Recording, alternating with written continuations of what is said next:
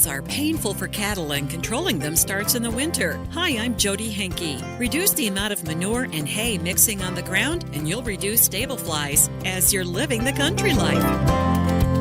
Living the Country Life. Ideas and inspiration for your place in the country.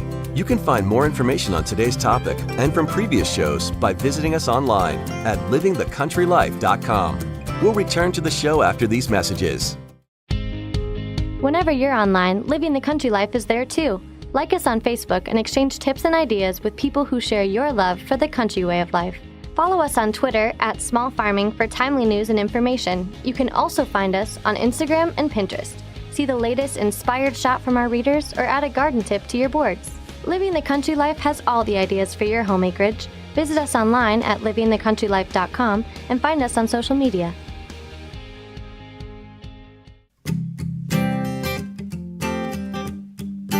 If you're looking for new ideas for what to do around your place in the country, register for the Living the Country Life newsletter. Once a week, you'll receive helpful tips in your inbox on a wide variety of seasonal and timely topics, along with so much more. Living the Country Life is for all those people who love to live in the country. Sign up for your free newsletter today by visiting livingthecountrylife.com.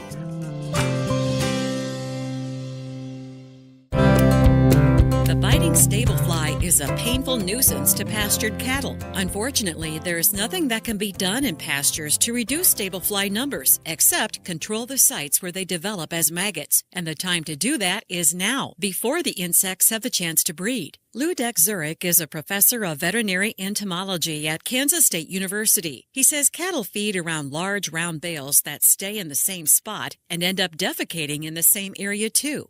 The wasted hay then mixes with the manure, becoming the perfect breeding ground for stable flies in the spring. He says the easiest solution is to move the feeder every time you put a new bale in it. Just pushing that feeder with a tractor or some equipment just a few feet away from the old site should do the job, because then the cattle start defecating into new spots and the manure will not accumulate deep enough and it's going to dry up in the spring, and that's going to prevent the larva development of stable flies in the spring. Another alternative is to put hay feeders on a slope so the area can drain and dry out. If you can't move the feeders and don't have a slope, Zurich says you'll have to do what you can in the spring. Try to spread out and rake that feeding site to spread that accumulated manure and hay into the thinner depth across a larger area. So again, it would dry up faster and it would not provide a habitat for stable fly larvae. Zurich says while these blood-sucking insects don't transfer any pathogens or parasites to the animals, there is an indirect economic effect.